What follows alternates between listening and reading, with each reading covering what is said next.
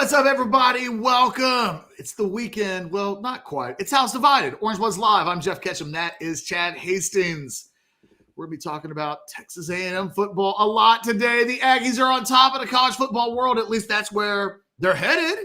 If you talk to Mike Elco, the head coach. So forgive us if on a Friday going into the weekend, we want to take a moment to talk about big, bold, brash Aggie talk. And you can hit that not thumbs up button, hit the like button. We would never ask you to necessarily do that. Subscribe to the channel, do those things, hit the heart, whatever. Just show the world that you like us by hitting buttons that help our algorithms. Jump into the Specs chat and chat away. And you know what? Jump into the Specs comment box as well. Just leave stuff. We like it when that happens. Just like I like it when Mike Elco went to the, by God, Brazos County, Texas A&M club. Hey, you talk about where it all comes together, where all Aggie roads cross. The Brazos Valley A&M club, that's a whole nother deal there. How much chicken fried steak was eaten on this last night or yesterday afternoon? They were eating it gravy by the pound. Chicken fried steak and mashed potatoes as far as the eye could see. So you have to understand that when Mike would have made these comments, sometimes you worry that a guy might have had a few beverages. That's not what happened. Mike went to the Brazos County A&M club, and he got his belly full of chicken fried steak. Yeah, he did. He had some extra gravy, peppered perfectly. How do you feel after you have a big old piece of chicken fried steak? Comfy. People start asking you questions about things, and you feel comfy. It's you're unbuttoning your pants and stuff. Oh, dude, after a good chicken fried steak, I will tell you every woman that I could have dated back in the day, and none of them would have dated me. But I'll tell you they would have. So look, whatever we think about any of these comments, I will give Mike Elco a chicken fried steak pass to some degree. That's fair. It feels fair. Yes, a Brazos Valley chicken fried steak pass, because he's talking to the focused, the most focused of the focused. He's not in Dallas. He's not in San Antonio. He's not in even Houston would be close. Brazos Valley. No, it's like, he was at the chicken. And what time was it when he spoke? Midnight? Okay, well, I'm gonna give him a midnight chicken pass. Oh, 12:15 standing in front of that one pool table. Okay, I got you. Okay, fair enough. What were the ice levels in the piss trough? Okay, it was at that time, huh? Okay. Woo. So, Chad, you look, as the resident Aggie, although I was an Aggie on my Pop Warner Waco Little League football team at the age of 7, 8, and 9. You darn right you were. Were you guys swaying? Did you do any swaying when you victories? No, but we lost a lot, so it felt like I was an Aggie. How dare you? We went 0-8 I went 0-16 the first 2 years of organized pad football that I played. So yeah, man, I learned to hate to lose, and I learned it as an Aggie. That made you feel like an Aggie. Okay, I got you. I see. I should not. I was an Aggie, Chad. It didn't make me feel like an Aggie. I was an 0-16 Aggie. Now I don't. Now I'm almost sorry. I have a picture in this office somewhere of me in my Aggie uniform. Oh, well, yeah, that should be at some point. Maybe not, even if it's not today. I think you should find that. That would be excellent. I thought for a while it was literally right there. I don't know where it is now. While you're scanning, I think Chris Bennett wants to hear a little Sling Blade voice. Let's give it to him. Mike Elco likes them French fried potatoes. Well, who doesn't like French fried potatoes? Yeah, man, they're so good. So good. I mean, just unbelievable. All right, and we have no idea, Chris Bennett, there's no way to know if Elco got approval from Reveille on his comments. We'll get you the Mike Elco comments coming up here. We want to remind you, Texas Card House brings you the show every day, House Divided, and they also bring you Hijack Poker. If you're in the great state of Texas, no matter what Aggie club you're closest to, the Brazos Valley version or the Houston version or heck, the El Paso version, wherever you are, as long as you're in the state of Texas, you can play Hijack Poker. Put that app on any device you want, and get to going. Get to going. There's kind of an Aggie phrase. Deposit in all kinds of easy ways. You can deposit and cash out at one of the 6 Texas Card House locations. Check them out. And of course, if you want to join orangebloods.com, it's that QR code right there in the lower left. Good war room last night, which started with some good NIL news. Catch told you a little bit about it yesterday in the show, on Thursday's show, and he got into it a little more in the war room. Check it out. If you're a Longhorn fan, I would tell you to you're going to be pretty happy with that. It's good stuff. It wasn't a terrible update. No, it was a good update. It's the update we've been talking about. It's the update I've been asking you about, and it feels like it's finally getting to kind of where it needs to be. All right, Catch, are you ready to see and feel what my head coach had to say to the Brazos Valley? Yeah. Okay. Now, do you need to add on your little bit at the front end or at the back end of the graphic? No, we need to I don't want to taint the experience. All right, here we go. We will put it up for you, and I will try to read it as Mike Elco intended. To the Brazos Valley Aggies Club, quote, "We have had tremendous progress, making some tremendous strides in building the championship program that you want to see," Elco said. "Now more than ever, I'm convinced that we are going to build something really special here at Texas A&M, and we are going to become the premier program in all of college football." End quote. Okay. There it is. Thoughts?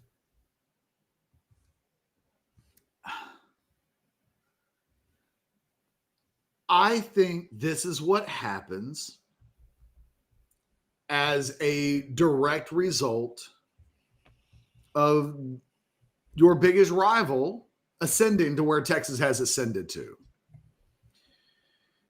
I feel like you see this a lot back in the day with Auburn. Alabama's winning championships. They're the rival. They're your in-state rival, and they're competing at a level that you are not.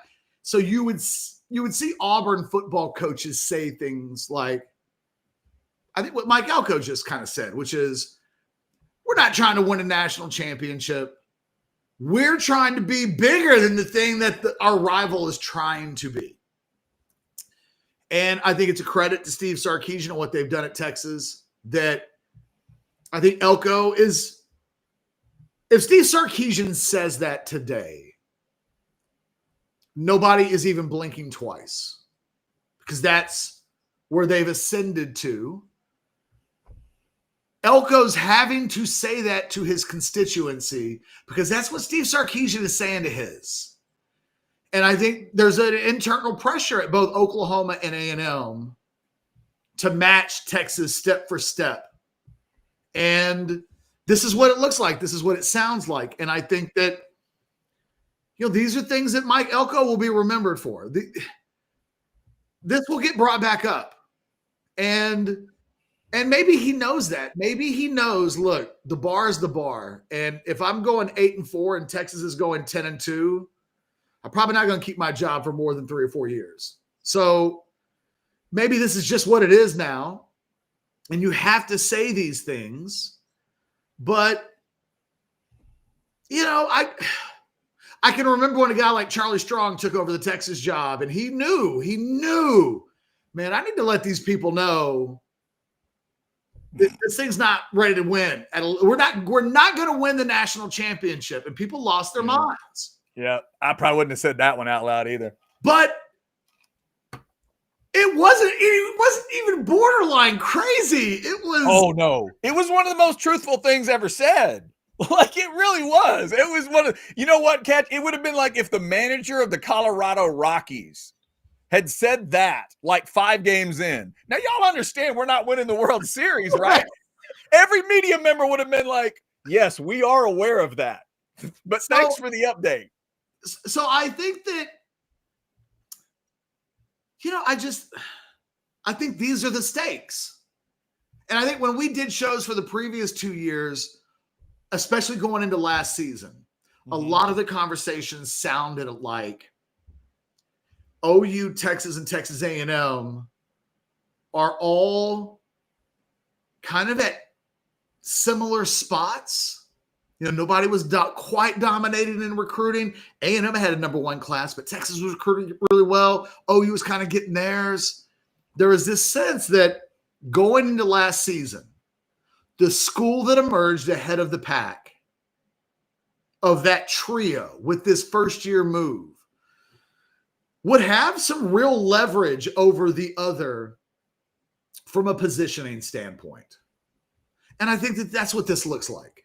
I think you and I have done shows where we've specifically talked about the Aggies, and one of the things they have to do is stop talking about the end of the race of like a quarter of the way into the race. That A&M would be really smart to, what's our goal? We're not worried about Texas. We're not worried about anybody other than us, really. What's our goal? Making the playoff.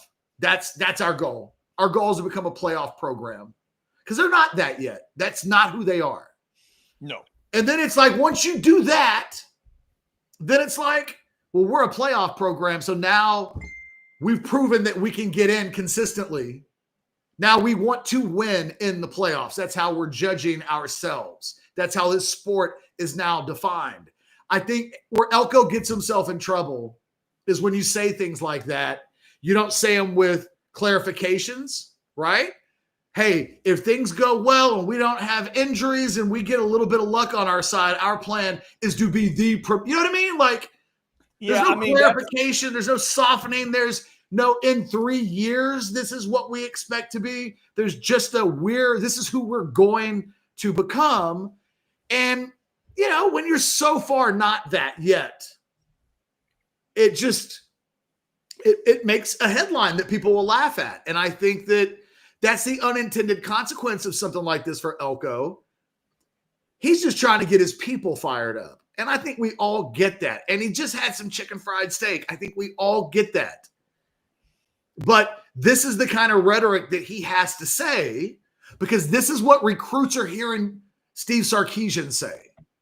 And when he says it, he's saying on the back end of playing in 2 national semifinals in a row, potentially being the number one team in the country this year, having Arch Manning, knowing that this is their level of expectations moving forward. Elco can't talk about this program in a lesser way than Sark talks about his program. But it exposes what A&M's not when they say things like this, when, hey, man, it's like, I get it. Have goals. Goal squad. I like it. Have a big old pyramid and climb the pyramid all the way to the top. And the top goal is the elite program in college football. I love it, Mike. But let's get to the playoffs. Yeah, like Jim Mora. Let's do the playoffs then. Text guy says, were there shrooms in the gravy? That's a good question. Good question. Other chats that are coming. Now look, hey, put that back up, because I had to be honest. I didn't see who sent it. Text guy. I've never been to the Brazos County A&M Club. I've only heard the legendary stories. Oh, yeah. About the food that gets served at the Brazos County A&M Club. Chad, have you been? Can you speak to the gravy? I don't know. I cannot. I definitely cannot. The legendary gravy? Shrooms in the gravy. They don't let me anywhere near that gravy. That's how good the gravy is. The Aggies are like, he's not Aggie enough. Chad's dad could get in. No. Oh, no. They won't let Doc Hastings in either. He's weirder than Doc in? No, he's weirder than I. Why do you think I'm so weird? It's because he's so weird. Yeah, all you have to do, my short comment for the whole show today is real simple. I'm going to put this back up. All he needed was a period after Texas A&M and leave out the "and we're going." Just stop right there. We're going to build something really special here at Texas A&M, period. That's what he needed. That's when he needed to stop, and he didn't, because he's just going to keep going. We're going to keep going with chats, too. There's some good ones here. Now, Cotton first says, I'm okay with it. What he should say, delusional but okay. I mean, you're saying what? Chad, what do we always say when Mac Brown gave a press conference that you and I sat in? Not talking to us. Right. He's talking to moms. He's talking to recruits all the time. And that's the part that I'm most interested in, Catch. Being one of the strangest Aggies ever, and what I like to think of myself as a realistic Aggie. I'll ask questions. I'll tell the truth. I'm not clouded in all the dogma. When he says that, did they cheer? Did they whoop? Did they laugh? Did they love it? Did they sway? Like, it's just a weird comment to make. You started 7-1 and you didn't get to 9 wins. So, to your race analogy, you were like a hurdler that stepped on a hurdle and fumbled and bumbled and knee scraped your way to try to get to the finish line, and you couldn't get there in a meaningful way. If you want to look back at last year as, if they beat Texas, they go to Atlanta, that is a wonderfully simplistic way to explain that. You're absolutely right, Aggies, but come on. And Catch, what I think he gets himself in trouble with more than anything else is he doesn't lean into what he is. He's a sweaty football coach. Somebody called him Homer Simpson in the chat. If they're going to make fun of me, let them make fun of me because I'm sweating. Let them make fun of me because I'm a big, sweaty guy. And I'm out here working. Hey, man. And I'm out here grinding in football. But he doesn't, Catch. He goes too far multiple times. Chris Bennett points out another time. Remember when he did this? He said last year A&M was the flagship program in the state of Texas. One of those comments that technically, is he wrong? That's very nebulous. Like that. That's right. One that is not as Chris. That's weirdly not emphatic because you can make an argument where he's right, but if you watched him say it, he said it, and then his brain sent a message to his mouth to stop immediately, and his whole body just froze because he realized, oh damn. How are they going to react to that in Austin? And blah, blah, blah, blah. What should he have said? If he wanted to use the word flagship, he could have said, we're one of the flagship programs in the state. Technically, Texas A&M, and Texas Tech are all those things. He could have said he could have done all kinds of stuff, but he didn't. He said that. And he said it because he thought Aggies wanted him to say it. That's the weird part, Catch. Like the hardcore Aggies, they eat that stuff up. They eat it up because they live the little brother thing every day of their lives. As a little brother, Catch, what we wait. How's this playing on Texags today? See, Texags, that kind of message board world is weird. I think it's. No, I'm talking like Billy and them will do shows today. Right. And they'll react to this. This is the story of the day. How does that play out on a show like Texags where Billy's talking about, this is what I think this meant, how it what should good Aggies take from what he said? Yeah. To me, the typical Aggie might somehow justify, but to me, a good reasonable Aggie needs to hear those comments and say, pump the brakes. You're not dealing with a process at that point. It's just a silly thing to say. It's silly. It makes no sense. It's not something I would say. But Catch, where I was going is, remember, and I can speak as a little brother, but I'm also kind of a different style little brother. But you know what little brothers get up thinking every day? Notice me. Hey, yo, over here. Bro, yo, hey, guess what I did today? That's all we do. That is all little brothers are designed to do. Notice me. Give me credit for stuff. Notice me for what I did, pat me on the head, tell me I'm great. And that's what he's feeding into. That's the problem. They are so overcome with the idea of getting attention and getting credit that they don't even worry about like the work. They need to do the work. And he looks like a guy that values the work because he's a big sweaty football coach. Just be that. Be a big sweaty football coach that knows to kick field goals. And then move on. And you don't have to worry about all this crap. The elite program in college football. Catch, if they'd have beaten Texas last year, I don't let him say what he just said. I don't. Well, look, I am a big Anwar and I have this conversation every year where it's like, ask the coach a question that defines how we define a season. Basically, draw a line in the sand and let us know what is a successful season and what isn't. So if back during the pandemic, he got Tom Herman on to do like a 1 hour show with Anwar that we did here on the channel. And one of the question I think that I submitted, or I can't remember, maybe it was a question that I was like, Anwar, ask him this. The question was, I have a general philosophy on Texas football that any season that doesn't end with a conference championship and or a major bowl game appearance, which now would just be a playoff spot, right? That it's not a successful season at Texas. That it's as simple as that. That the standards are so high that that's the bar. Even if you don't hit the bar very often, it never changes. And Tom Herman, bless his heart, because he only lasted one more season. And maybe it's because ultimately he didn't live up to the thing that he admitted was the bar. But he said, yeah, Jeff's right. That's exactly right. Any season in Austin that doesn't end in now 2025 terms, there's a fly that will not leave me alone. Sorry. Like it's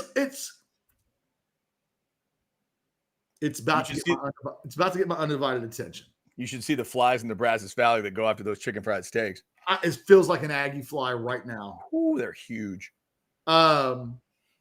Remind me to take my blood pressure medication whenever I'm done with the show. Go over there and grab it real quick. I'm over here like, come here, fly. I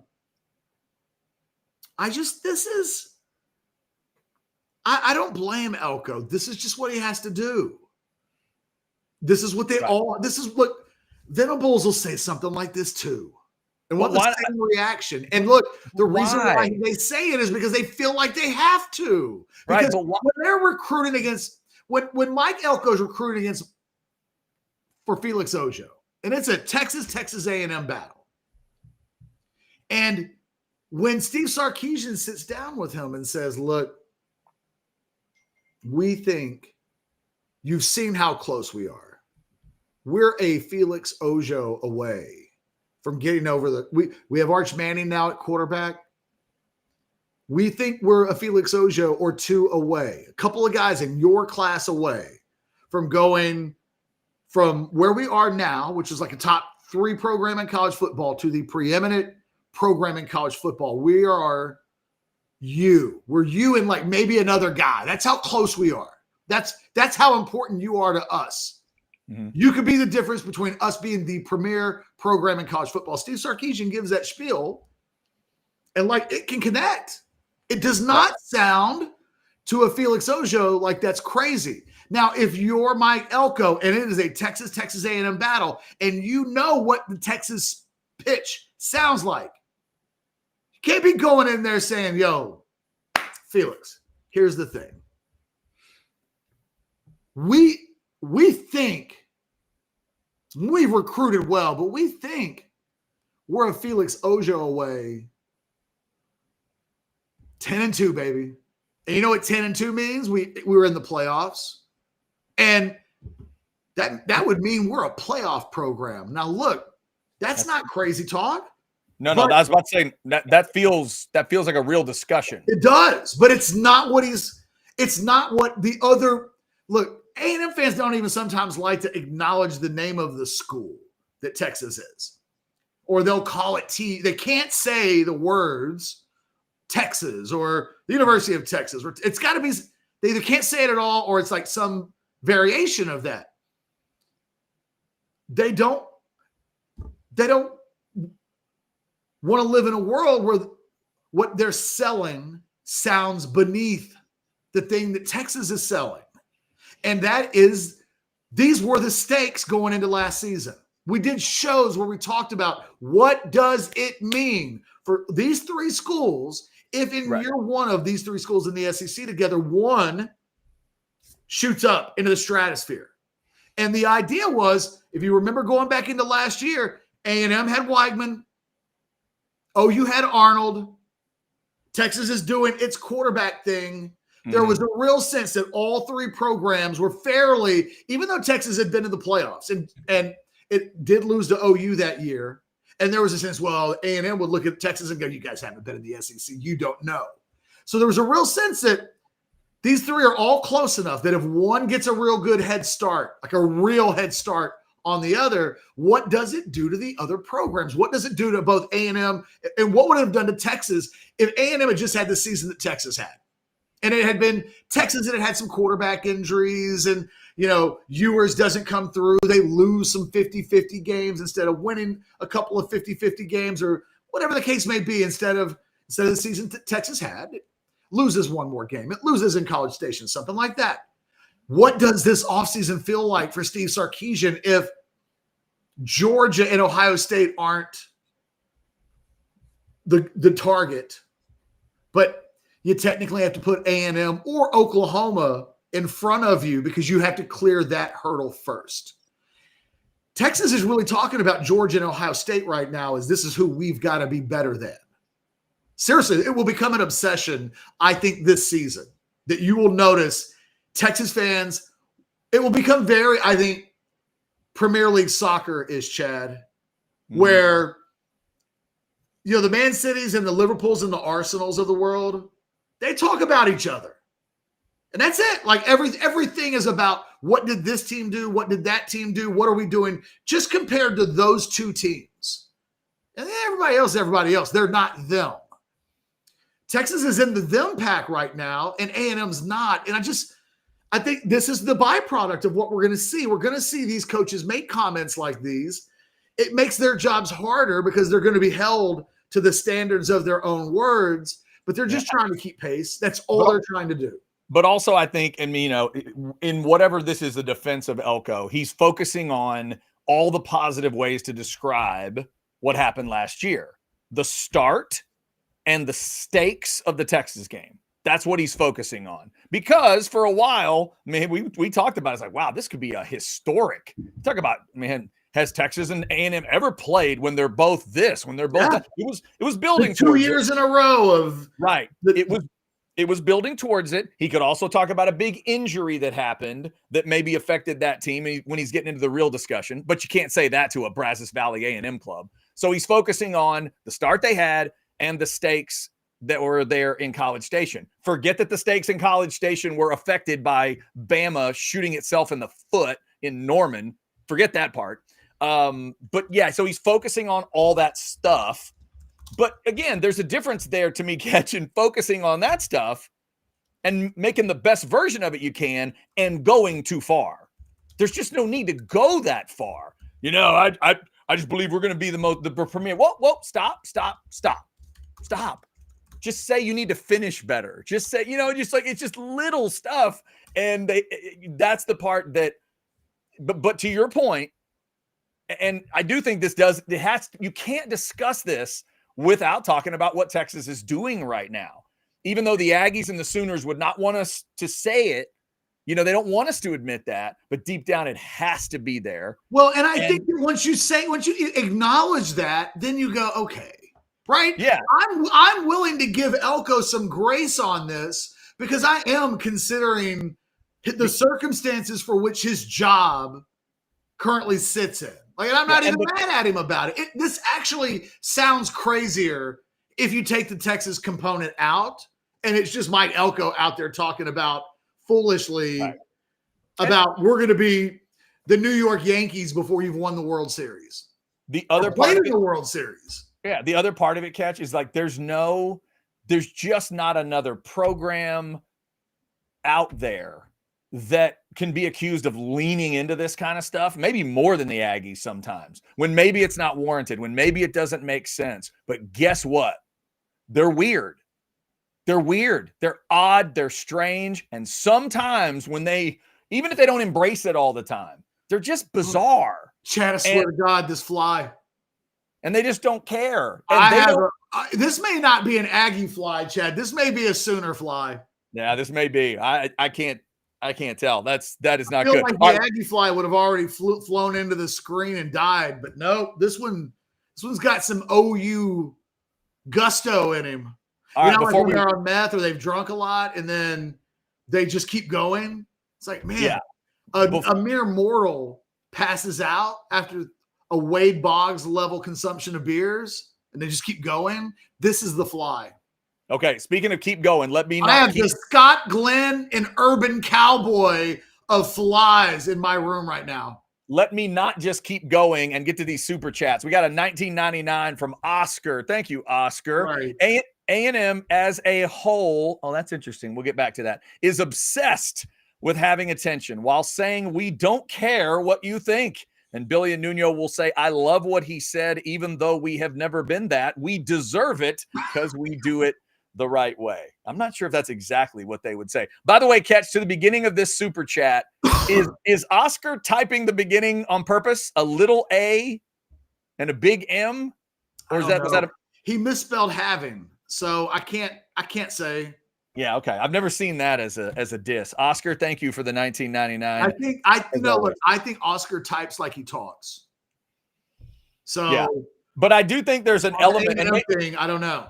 Yeah, and I don't know if Lucci would say this to us today, but I do. I know a ton of Aggies, Catch, that would believe it, that would say that would agree with. It doesn't matter if it's not happening. It's what you want to have happen. You got to speak it into existence. You got to, because it's that old thing about the Aggies are trying to prove they belong in a neighborhood, and they're just going to keep trying to prove it. They may not achieve it, but they are going to keep talking like a blue blood, trying to act like a blue blood, and trying to convince everybody that they're a blue blood, even if they're not. It kind of reminds me, it's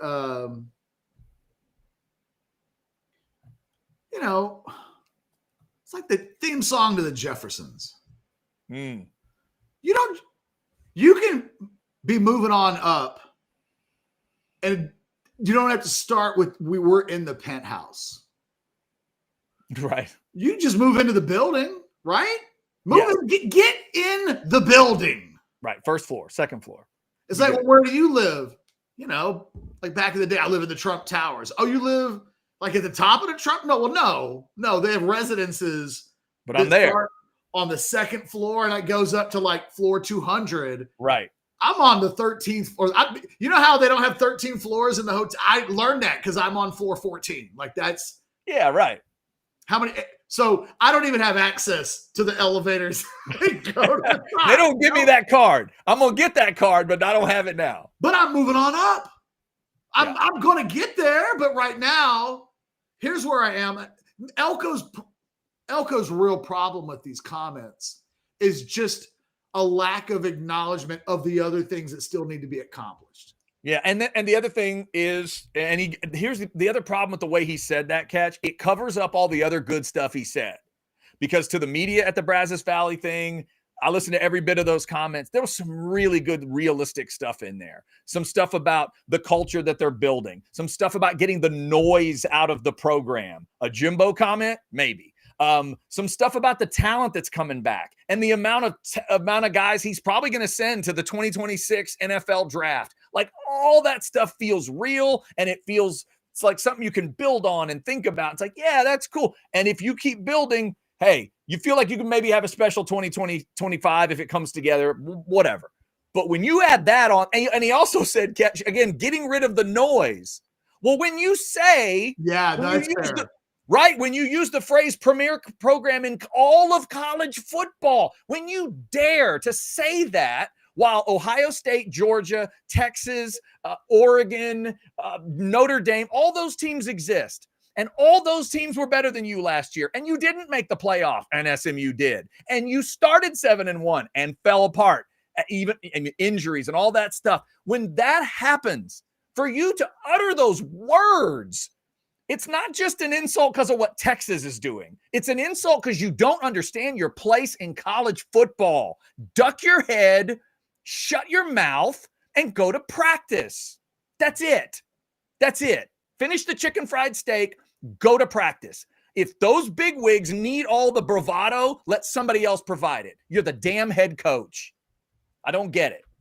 Last thing I'll say, and then I want to mention one more thing that Elco said that I think actually stands out a little bit more to me than the clickbaity words that eventually come out of his mouth that we've been talking about. Okay. It's a little bit more specific and I think interesting, and we'll probably end the show on it. But one of my favorite commercials when I was a kid was the old milk commercials where it's like Miss America in a bathing suit standing next to like a 12-year-old, you know, and the 12-year-old's like looking up at the hot girl and she's not giving him the time of day. Now, in those commercials, get away from me, fly. I swear to God. It's like, I know that I don't look like a lot right now. Right. But I'm drinking milk. And in the next few years, I'm going to be hitting the weights. I'm going to hit a growth spurt. I'm going to start looking like my dad. Eventually, I'm going to be a pretty dope dude, and you're going to want me and not the other way around. And by the time that commercial's over with, you're like, damn right, that kid's going to be Brad Pitt in 5 years. The problem with what Elco did yesterday is he did the commercial without the speech. So instead, he's just the nerdy little 12-year-old. Actually, in this case, he's the sloppy little tubby kid. And look, I was a sloppy tubby little kid, Mike. I get it. I'm team sloppy little kids. But he's the sloppy little kid, like looking up at the prom queen. And it just looks like one thing is lusting after something else that's completely out of its league. It was missing the context. It was the acknowledgement of, hey, we got to get to the playoffs. You know what? We do got to beat that team in Austin probably to get to the places that we want to get to. So that's got to get done. And then, you know what? Texas didn't get through Georgia. We haven't either. Like we've got, you know, right. Acknowledge what still remains to be done. And then at the end of it, announce your delusion of grandeur, but everybody will realize you're not trying to cheat what still has to occur. Yeah, no, it's a great way to say it. And somebody, Oscar just threw in kind of something along the line. $4.99 super chat. One more thing, you know who doesn't say things like that? Saban, Kirby, most, if not all, elite coaches don't sound that dumb. And I wouldn't say it's dumb. It's just not. It's short-sighted. Saban would talk about process. Saban would talk about what you need to do to get there. Kirby learned under Saban, and it's just it's a totally different thing. And that's again. Catch what continues to befuddle me. If Mike Elko came across his appearance and the way he presents himself, if it felt like Sark or Lane Kiffin, or I'm just trying to think, one of those guys, or like Rick Neuheisel in his prime or somebody like that, it'd be different. But he does not have a flashy exterior. He feels like a football coach. Yeah. He's got that Charlie Weissness to him, right? Just kind of like, hey, that's a grinding football coach right there, right? Is that guy getting invited to a bunch of parties? Nope. Is that guy going to speaking engagements? Not really. Why? Because he's crushing film. He's trying to figure out. I think that guy gives me advantage on game days when he's our coach. Yeah, he's supposed to, right? And on kind of to your Charlie Strong analogy, that's what Charlie was supposed to give you on the defensive side if you were Texas back then. Didn't happen. It's supposed to give A&M advantages on the field. That's what he should be focused on. And he does have to do all the other stuff. That's it. He's trying to figure out, I guess, how to live in this college football world. He just doesn't feel comfortable in it, to me. And that's why, and then he'll say stuff like that. And again, I can feel his brain trying to grab his throat and tongue and lips and say, fellas, stop it. Please stop. We just thought that. We send you thoughts all day. You don't have to deliver them all. You don't have to deliver them all. So can I give you this other quote? Yes, please do, because I have not seen the other thing you're talking about. It's not even a quote as much as one of the things that he said. And so I'll give you one of the quotes. He talked about Marcel Reed. Yeah. And he said, quote, you're going to see a significantly better version of him this fall, end quote. That's not like a staggeringly notable comment, but I'm not completely sold that Marcel Reed's going to be the starting quarterback. Yeah. By the way, I don't know who the Aggies are. Like I thought. Yeah. It's a good example. It's a good example of a nice comment. If he follows that with comma, and I think by the end of the year, he'll be the best quarterback in college football. That would be dumb.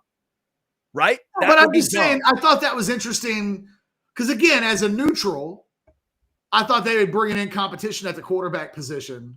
And that wasn't a slam dunk automatically. Yeah, it tells you they're going with Reed, or it tells you at least right now he thinks he's going with Reed. That's exactly right.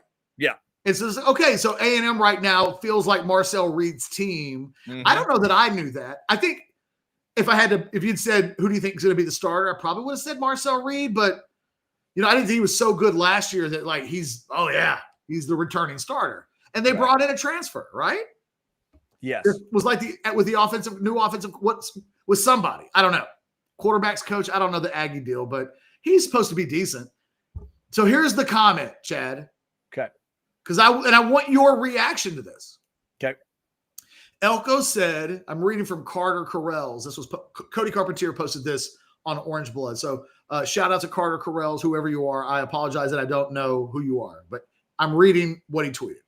Texas A&M coach Mike Elco said here at the Brazos County A&M Club that he projects the Aggies to have 10 to 12 players selected in the 2026 NFL draft. Yeah, and I kind of made a reference to that earlier. That's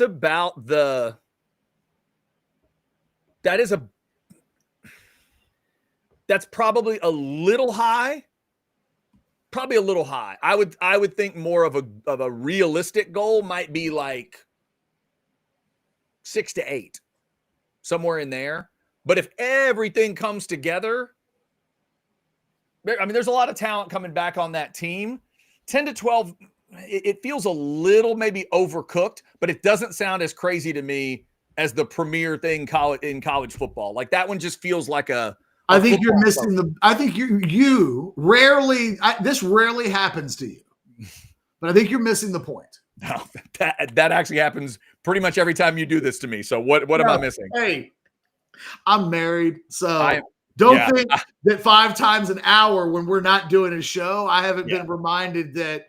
Yeah, I have been, in case y'all have not tuned in a while, I've been failing Professor Ketchum's class for a long time now. So what am I missing? I'm focusing too much on the 10 to 12, I guess. Teams with 10 or 12 players that get drafted make the playoffs. Like, as a general fundamental rule, you think about the last few years, and it's like, oh, Washington had double-digit players drafted. Okay. And it's Michigan, and it's Ohio State, and it's Texas, and it's Alabama, and it's Georgia. Right. And when TCU has a playoff team, it's like, oh, TCU had like 10 guys drafted. When I hear Elco say we're going to have 10 or 12 guys drafted, he might not come out and say if we don't make the playoffs, it's a disappointment, because that puts pressure on you. Yeah. But to say that is to say that you have a playoff team. That's fair. Yeah, you're right. And I wasn't thinking of it along those lines, but so I will remember maybe of all the things that he said when we get to the end of the year. A&M will look like whatever A&M has looked like, but we will know that before the season, he thought this team was top 5, top 6 from a talent standpoint wise. Yeah. He thinks this is a team that's one of the best in college football. To say you've got 10, there won't be 5 teams next April that will have double-digit players drafted. There will be 3 or 4 teams tops. Yeah. So if you think you're one of those teams, by God, you better make the playoffs. Or A, you did a bad job coaching. B, you better have had a major injury crisis, because it would suggest the development with the talent you thought you had didn't actually occur. So I think of all the things he actually said that apply a little pressure. Yeah. It's saying out loud, hey man, I know you talk about Texas and Georgia. I see all those NFL early mock drafts. We're going to have 10 or 12 guys that get drafted next year. So would you, of those 2 comments, would you have told him to get rid of that one first? No, because I think everybody's going to focus on the latter, and I don't think everybody will look at that other quote. You didn't see, it wasn't so obvious that it was like, oh shit, he said that. I'm just saying, when he said that, all I can think about is we just came out of the NFL draft. We know what it looks like when Texas has double-digit guys drafted. We're like, oh, we just saw that Texas team basically play everybody off the field except for Georgia and Ohio State, two other programs that you start talking about the NFL draft, just guys everywhere. That's the tier that Texas is at. We know, we literally, our eyeballs are fresh to this is what a team looks like when they've got a bunch of super fast athletic guys and the NFL covets all of them. And so it's like, oh, okay, that's what Elco's telling us with that terminology, that A&M's going to be impressive. Oh, yeah. By the way, the quarterback's much better than he was a year ago, significantly better. And our significantly better quarterback play will be surrounded by maybe the best collection of 2026 NFL draft talent in the country. Yeah, he's building. No, you're right. I mean, he's building a hell of an argument here. And again, even the way my dumb brain did it, when you said 10 to 12, it felt. Pay a bill. I got to do something. Pay a bill, or just I'll be back. Fair enough. All right, we got some couple super chats that we will hit as well. In terms of paying a bill, let's go Deep Eddy Vodka Tasting Room. They are open and ready. We're talking to you in the 12 o'clock hour on a Friday, which means 11 to 7. They're ready. Saturdays, 11 to 7. Sunday, 12 to 5. Get yourself out there. Indoor and outdoor seating. The great barbecue that goes along with it. That Deep Eddy Vodka. Now, they've got pineapple. So your tasting will be 9 flavors now instead of 8. They're making cocktails out there with the pineapple. It is unbelievable. Also, remember to grab yourself a bottle of this, the Deep Eddy Pineapple. If you haven't tried it yet, it is fantastic. It's quickly becoming one of my favorite Deep Eddy vodkas. I don't know if it's absolutely my favorite yet, but it's getting close. I got mine at Specs, as you can see there. You can grab them out at the Deep Eddy Vodka Tasting Room while you're out there. Or if you can't quite get out there, you got things going on in your world like I do this weekend, go to Specs, get stocked up that way. Here's a little more from Specs. There's a lot going on at Specs. Lisa's all over town and reminding everybody to get stocked up. So here you go. Texans know for selection and lower prices, it all starts at Specs. Shop Specs! No matter what's on the menu, we've got you covered. With all your favorites on tap, you'll bring home the win. Shop Specs! Special occasion? Flirt responsibly. Boots on, drinks up. The fun starts here. Shop Specs, low priced, amazing. Here's to you. All right, there you go. Another look at that Deep Eddy bottle. And get on out there, check them out. And thanks to Specs for their great partnership. Damn near 600 of you in that Specs chat as we roll through it today. We did have a couple of super chats to grab. Catch you good? Get the fly? No, the goddamn fly's on my hand. Let me see if I can lift my hand up. Oh, come on. Kill it. Kill it in front of us. I want you guys to see this sucker. I don't need to see it. I want it dead. Hold on. I want to make him famous. Come back. He jumped off. Okay. I'm trying to flip and show you. He's just hanging out. He's a fucker. You're trying to fly now wrangle on my elbow. Like I'm honestly now I want to kind of make the fly a pet. Yeah, man. I feel like this fly has character. Like it knows it's annoying me. It's one of the rare flies that has, I feel like before the day is over, this fly may speak English to me. And then it'll be like Jimmy the Cricket or something. I don't know. I just, I'm almost being charmed by the fact that this fly is so annoying and won't give up. It's a rude fly is what it is. I mean, this fly knows that I want to kill it and it keeps landing on my hand. Couple of super chats, and we'll get back to the Elco thing real quick here. It's $5 super chat. Chad, you're still in my top 5 favorite Aggies. Hey, I'll take top 5. The others were high school classmates. Well, I'll definitely take the top 5. Hope everyone enjoys the holiday weekend. Be safe. OU sucks. Mark, thank you for that. Also, this, James, I'm sorry we didn't get to it. It was kind of off topic, but I'll throw it in here. $4.99. I'm sorry I have to say it. From Anwar's show earlier, Nussmeier and Aller are ass and are not better than Arch and Lagway. I would agree with that. Chad, yeah. I definitely would agree. Get away from me. He's talking to a fly, folks. That wasn't him talking to the voices in his head. I feel like this thing might do a suicide mission. It's literally on my wrist right now. Like, Oh, it flew off again. So I did a Google search, 5 favorite Aggies. Uh-huh. And then it pops up AI overview. And it says 5 popular and well-regarded Aggie alumni include. I want to know who you think AI included in the 5 popular. You're not one of them, although you're in mine as well. I appreciate that. The 5 that AI overview believes to be the 5 most popular, well-regarded A&M alumni are. I'm assuming that the woman we've talked about on the show that was like Miss Universe, Miss USA, Kruger. She's in there, right? She is in there. My former Grisham Grizzly schoolmate. Mm-hmm. I am guessing that maybe it's both, but either Lyle Lovett or Robert Earl. Lyle Lovett is on the list. Okay. Robert Earl is not. All right. Can I give you hints? You're gonna need them. What's that? I'm gonna need hints now. You're gonna need hints, I think, on the remaining 3. Because I just did a pretty good start there. Are any of them? Look. All right, fine. Are any of them athletes? I mean, I was gonna give you a hint. Okay, go ahead. 1 is an athlete. 1 is a woman. 1 is a politician.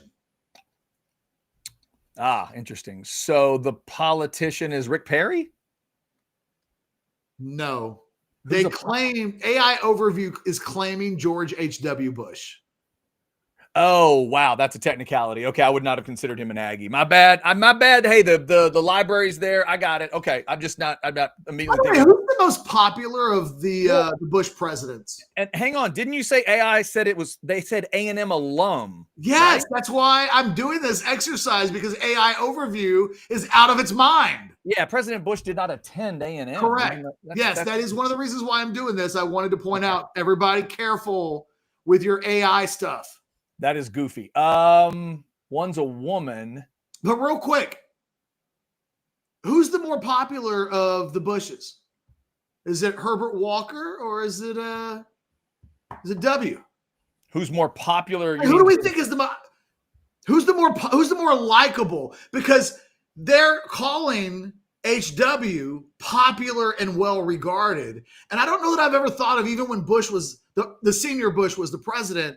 He wasn't ever like super popular. Yeah, I wouldn't look at him that way. I would think W is a little more of that. He's the more popular guy, right?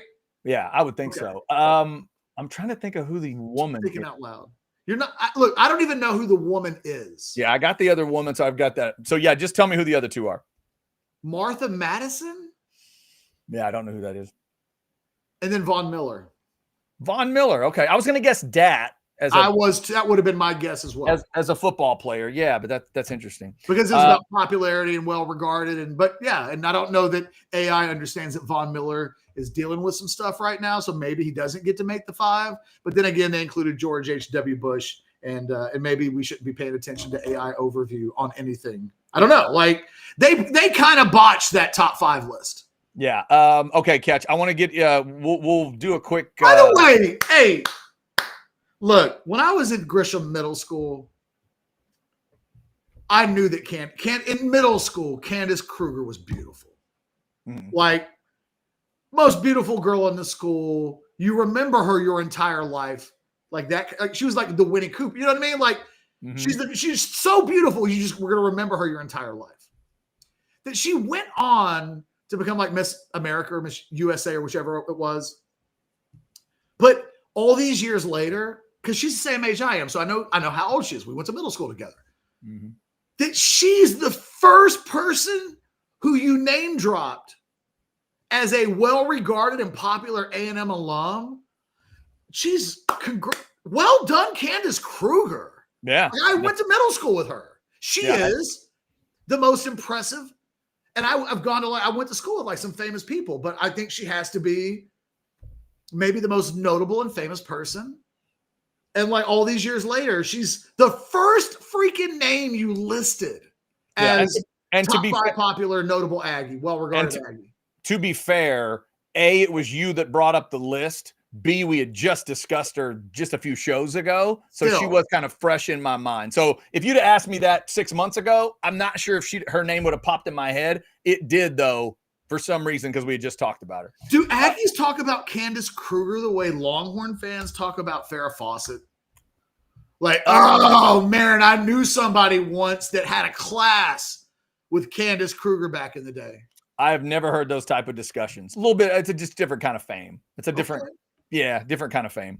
I have not heard those kind of discussions. A lot of pride, but not the same. Miss USA, by the way, I did a Google search. I was on Google. It was Miss USA, and then she finished like top 5 in Miss Universe, something like that. I don't know. I thought that's what. Anyway, yeah, I think she was like competitive in Miss Universe. I don't think she won it, but I think she was like, finalist in a way that an American. Crazy that when you're like 12 and you're like, that's the most beautiful girl in the world.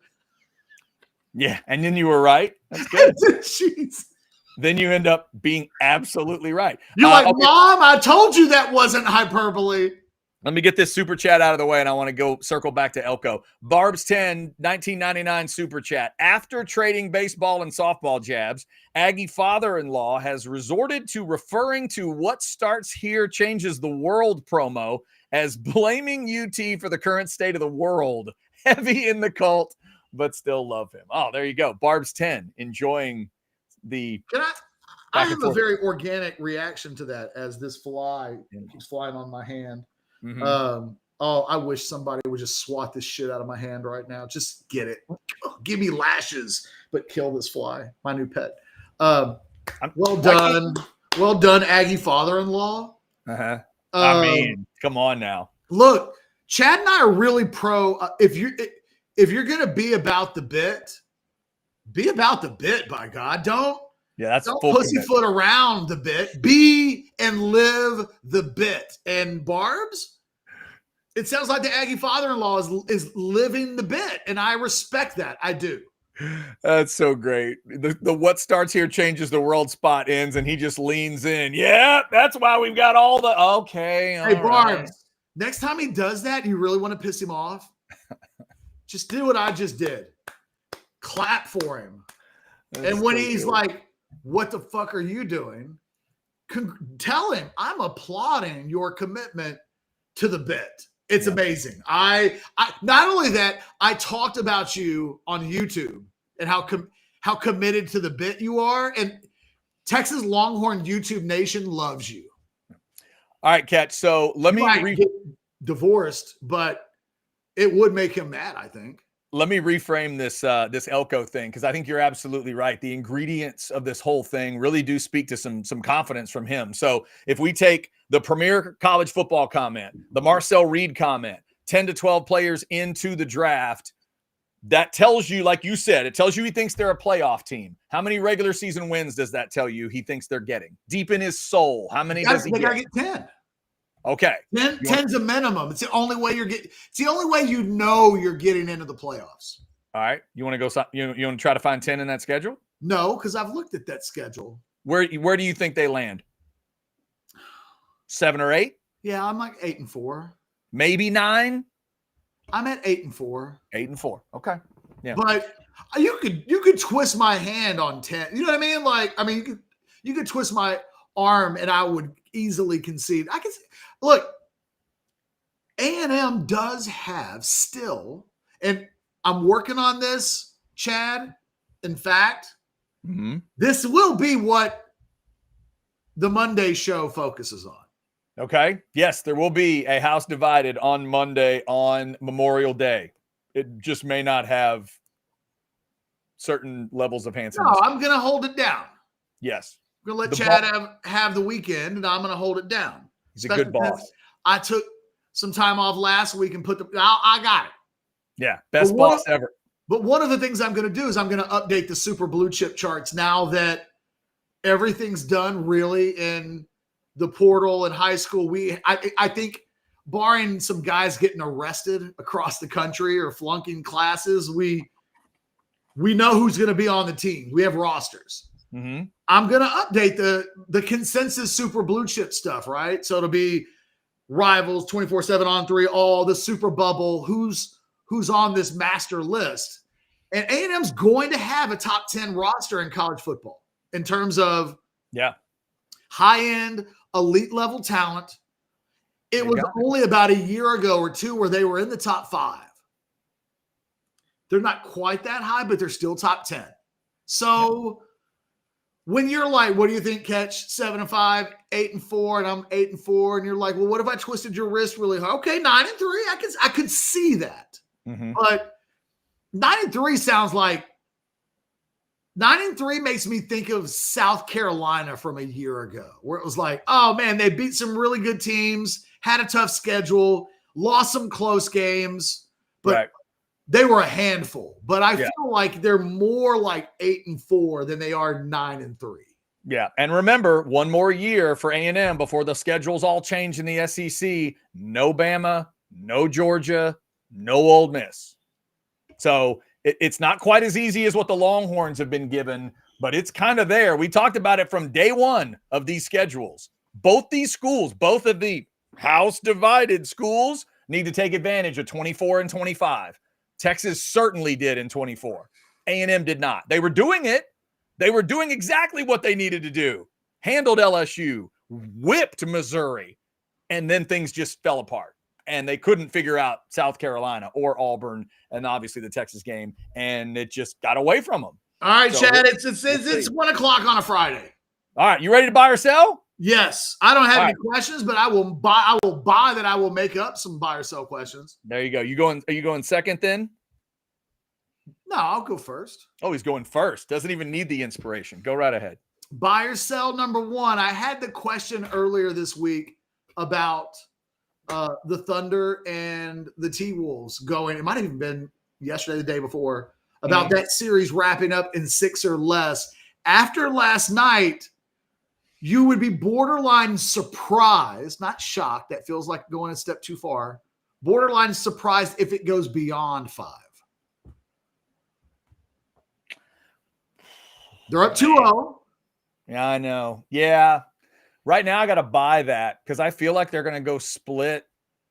I feel like they're going to go at least split in Minnesota, and they're coming back home, and they are just a freight train when they get going. So, yeah, I think there's a real good shot now it's 5, especially that with the Anthony Edwards thing. And if Julius Randle's going to be inconsistent like that, I know change of scenery is a big thing, but I'm going to say they split and then come back and finish it in 5. Buy or sell number 2. You're not really paying attention to the SEC baseball tournament right now. Sell. My dad's in town and he loves baseball, and we were definitely peeking in. We peeked in on Texas and Tennessee last night. Crazy game. Obviously Texas losing, and the fact that A&M won yesterday. Doc Hastings was interested in that. So we're still following since the Aggies are trying to figure out if they can stay in the postseason or not. Do they have to win the whole damn SEC tournament, Catch, to get in? Is that still the truth for A&M? I mean, isn't that? Yeah. I thought they were done. What do you mean done? Still in the tournament? Yeah. They beat Auburn, and who do they play today? They play LSU today. Oh, okay. Maybe I just buried them before they were needed to be buried. Yeah, because I thought they were out. So I thought both Texas and Texas A&M were out. I have stopped paying attention. You have stopped. Okay. Yeah, no, we're still peeking in a little bit. I've given this fly way more attention than I the SEC baseball tournament. And that's a major upset because an hour ago, the SEC baseball tournament was a wild runaway, and now it's completely upside down. Buy or sell number 3, Edmonton and Dallas tied 1-1, going home to Dallas tonight. You're paying attention. Go Stars. Yeah, it's a buy. Blake would be so disappointed. It's a buy. I got graduation to deal with tonight, but That's bad. well, I mean, I'll be keeping up with what's going on. I definitely want the Stars to do well. Yes, and I think isn't this just game 2 of the series? Oh, you're right. It is game 2. Dallas is up 1-0. Right. We're still at home. Yeah. I'm not paying attention enough that I didn't know that they hadn't already played 2 games. Still a chance to go 2-0. Trying to go 2-0 tonight, Kev. I didn't need to put bad juju on the Stars by saying that it was a 1-1 series. That's right. Now they'll get mad, and now they'll go up 2-0. So thank you for that. Can I make an admission? Sure. As long as it's not about to fly. It's not. Okay. I'm kind of rooting for Edmonton. Okay. Because you want to finally see a Canadian team win the thing? Kind of. But Last time it when happened. When we were kids, like Edmonton won all the time. You know when the last time a Canadian team won? Was it when Edmonton won with the with the Gretzky Messier teams? Not quite that far back, but it was the year I graduated high school, 93. So, it's to me, it's less about the Canadian thing, more about, I didn't realize when I was a kid, Jesus, man, Edmonton is not a metropolis. Yeah, no, it's not. When I first learned about the NHL, I didn't think to myself, oh, Edmonton, now even the idea of Edmonton playing a Toronto or something like that feels like Texas or Texas A&M playing Texas State. You know what I mean? Right. So, yeah. I don't know. There's something romantic that if Edmonton could do it, just what an amazing story that would be. And yet, I used to go watch Jamie Benn play back in the day. He's still on the Dallas Stars. I've always been a Dallas Stars supporter. When they're so I don't know. I'm in a weird spot. I think I may have tried to. Well, I think there's a couple things at play here, Catch. The Edmonton thing, I understand. They got really talented players. There's a certain coolness to them. I don't care about any of that. But also, you are within a reasonable driving distance from the city of Houston.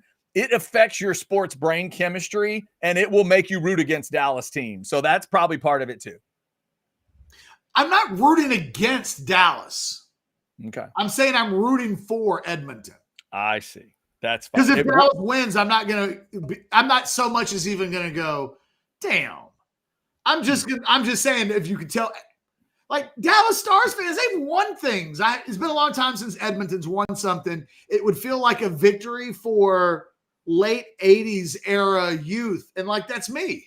Yeah. So I'm really rooting for myself when I root for Edmonton, because I'm thinking of them with my 1985 through 1989 kind of sunglasses on. Mm-hmm. And you'll forgive me, but like, go Bobby Brown. I want to gem out to my prerogative. And like, you can kiss my ass. You can do whatever you want. I will not forgive you, but whatever helps you sleep, go Stars. I don't know that I need to be forgiven. Buy or sell, or I would even seek that. I'm just letting you guys know it's not intentionally me just being belligerently like contentious against the Stars. Yeah. Buy or sell number 5. Yes. Sorry.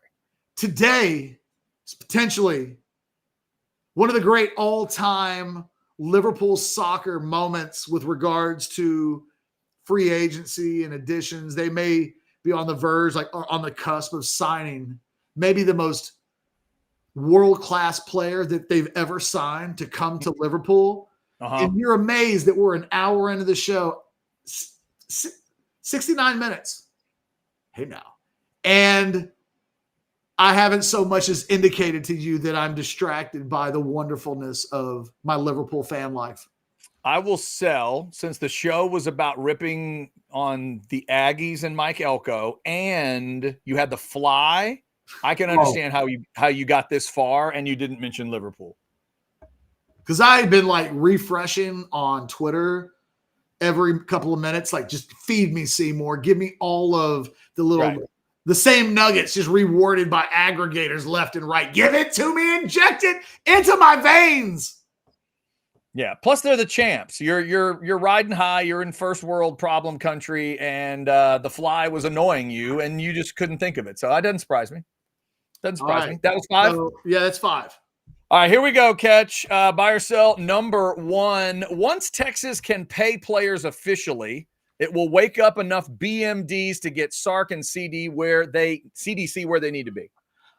I'll go buy. I had a little bit of this in the war room last night that I think there's more confidence that Texas feels like with the settlement included, that it puts them into they feel like they're kind of exactly where they need to be, or they're headed in the direction. I think there's less fear of failure and more confidence of we got this. So I think they feel like, they had the big event last weekend to raise money for Texas baseball NIL, and it sounds like they got some new donors who will be yearly donors who, you add those in plural. Mm-hmm. that's even better than a big number. Like the idea that they've got people who are committed to give annually big numbers is kind of the Moby Dick shopping fishing that they're doing. And so, yeah, I think it's I've had some kind of antsy negative reporting on that front because, you know, they do live a little month to month to some degree, but I think they feel like they're figuring out the secret sauce as they go, and every day, month, year that they go through the process, everything gets streamlined into a healthier, better way. And I think they feel like that they're on that path. That's great news for Texas fans. To clarify, that event was just for baseball NIL, not the whole thing. It was just baseball. I think it was all NIL. That was all. Okay, all right. Yeah. You said baseball. I just wanted to make sure. I didn't realize it was that specific. But that certainly a big event there. All right, Catch. Buy or sell number 2. You like the CFP with real seating? Buy. Yeah. Like it? Getting a conference championship guaranteeing your entrance is no small thing. Yeah, I'll throw it up for you here. Let you see what it would have been. Like Clemson. Yeah. There's no guarantee that it'd be close, but like Clemson comes in 16, right? So they were 12. So winning the championship gets you in. It shouldn't mean that any guarantee in the higher. And I you know what I'd like though? They did it. So now moving forward, people won't go, you should change the format up. And you know what?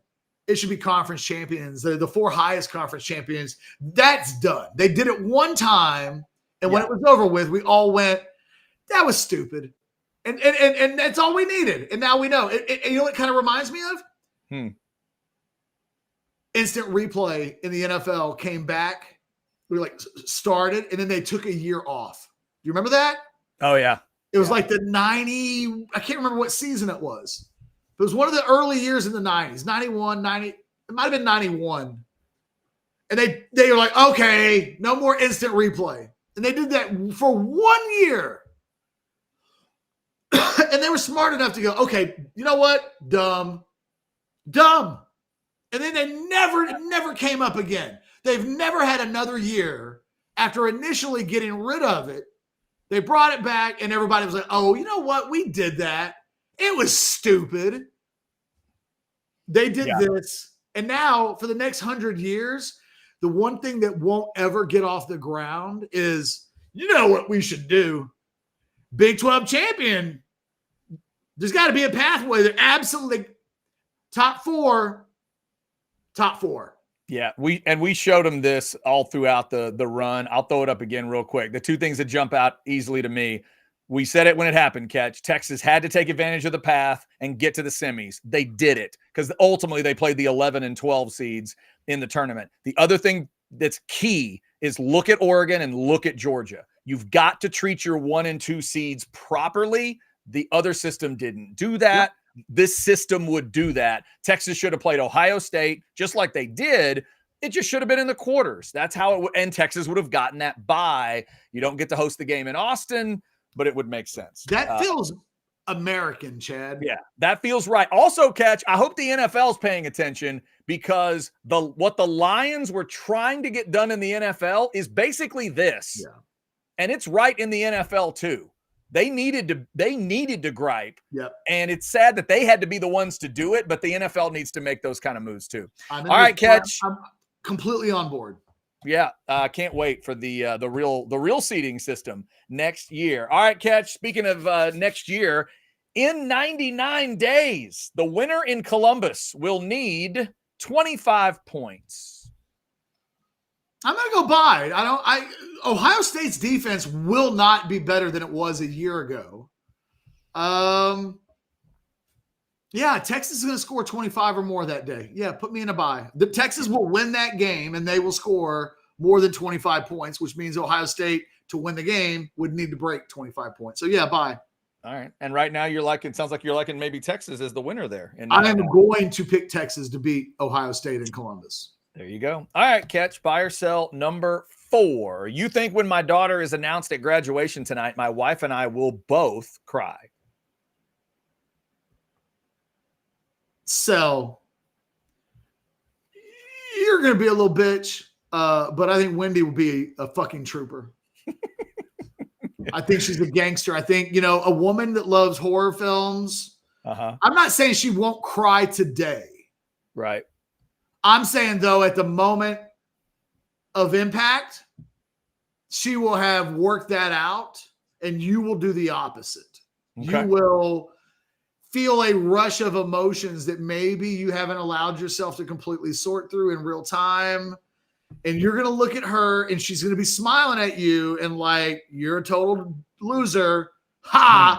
And you're going to be like, I can't help it because that's my baby girl. I think that's what's going to happen. All right. Speaking of my wife, one of her favorites has a birthday coming up. So let's go. Buy or sell number 5, Stevie Nicks and Hank Jr. share a birthday coming up on Monday. Happy Memorial Day weekend to everybody. And they're 1 year apart in age, Catch. You can tell me who has sold more solo albums. Buy or sell? I mean, I'm going to go buy. I've been wrong already today a few times. I'll go buy and take my 50-50 guess and just say there's a part of me that wants to say Hank Williams Jr. because that's the way you phrase the question. It feels like a gotcha deal. But instead, I think it's just close enough that it gave you the idea to ask the question and then to frame it that way. I'm going to say that Stevie Nicks has sold more by 5 million albums. I wish that were the case on behalf of like my wife and my father-in-law and all the Stevie Nicks fans. Solo albums, it's actually way more out of whack than I thought. It's 70 million to 10. Wait, what? I didn't realize that. But the key catch is if you add in Fleetwood Mac, who has sold over 120 million worldwide, Stevie, if you put all that together, it's like 130 million to 70. But Bo Cephas sold 70 million records, and I didn't realize it was that big. I mean, I thought the Belladonna album did at least 70 itself. Catch, the Belladonna album is half of the 10. I didn't realize that. She's getting credit for about 10 million. Belladonna's half of it. Wow. So, well, yeah. I mean, okay, I get it. I do. Yeah, I know. When you think it through, like Hank Jr. did sell a lot of records, so I get it. He made a lot of records, whereas Stevie. And she just didn't do as much solo stuff. Yeah, so it makes sense when you work it out. So I'm glad. See, I put it together. I've never thought of Hank as, I should say, Junior. I've never thought of him as like, oh, he had a Belladonna album.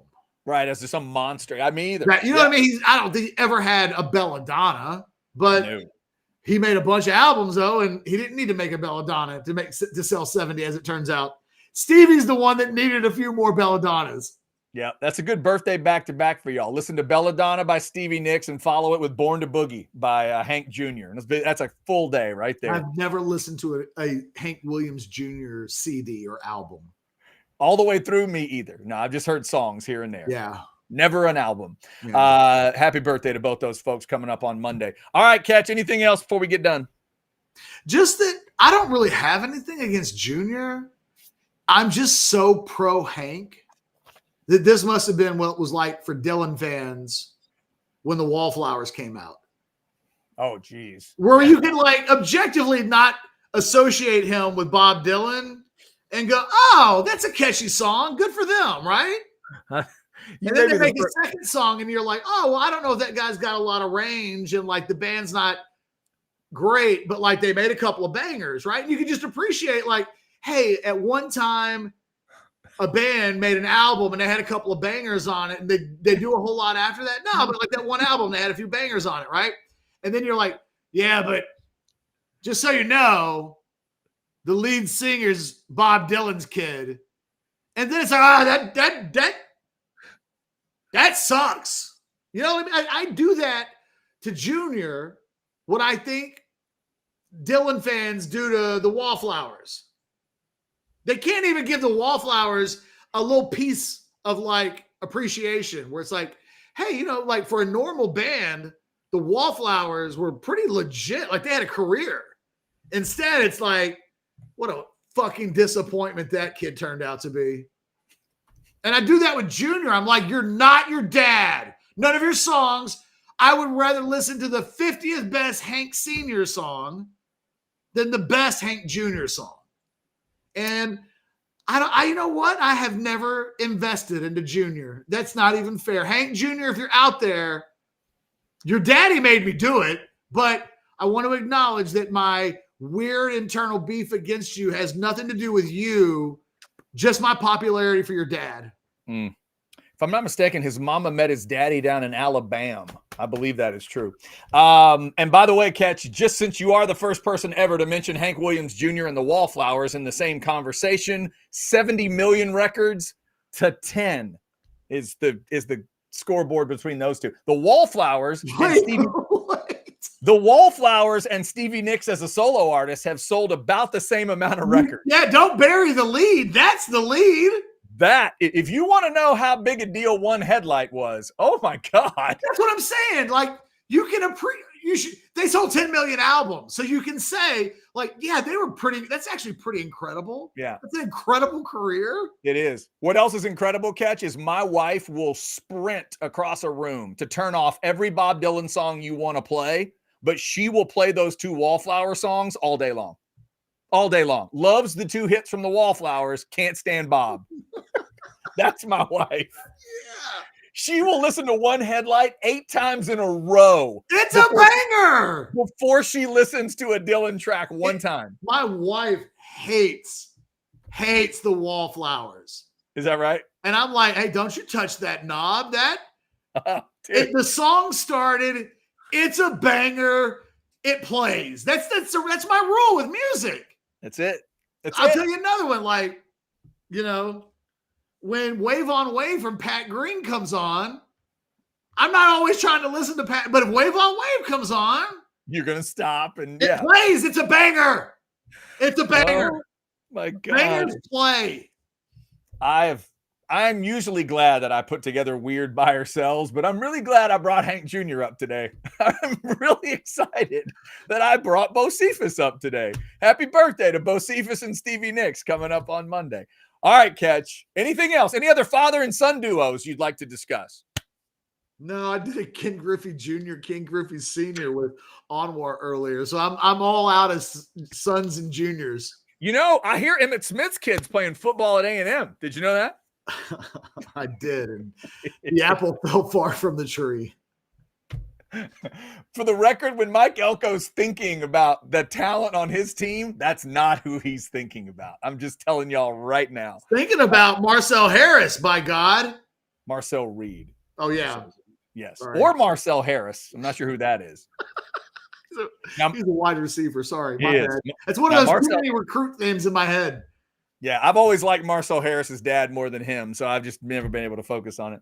All right, I think that'll do it. Thank you all for liking and subscribing and getting your notifications. Football with Friends coming up at 6 this evening to wrap up your week. Have a great weekend, Memorial Day weekend. Obviously, thank you for your service to all those folks out there. And of course, Memorial Day is about the folks that paid the ultimate price, and we'll be thinking of them on Monday. Have a great weekend. I will be back on Tuesday for another House Divided, but make sure you catch Monday's show because Catch is going to dig into those super blue chip rankings, all those other composites and things they put together. Amateurs. They're the Wallflowers compared to his Bob Dylan. He's going to present it to you on Monday. He'll let you know where Texas and Ohio State and Georgia and where my Aggies are on that blue chip list. Is Mike Elco right? Are they going to be up there, Chad? I'm telling everybody now, they will be in the top 10. Your info, Catch, is going to add to the argument. Mike Elco's building an argument here with his quarterback and his draft stuff and elite team. You're going to tell everybody on Monday if he's got the blue chips to do it. That will be Monday. Thank you for checking out Orange Bloods Live. Get all the content. We appreciate it. And again, hit that QR code down there. Join orangebloods.com today. You will be helping yourself out, most importantly, but you'll also be helping us out. Check out that war room from last night. It was awesome. Y'all have a great weekend. Take care.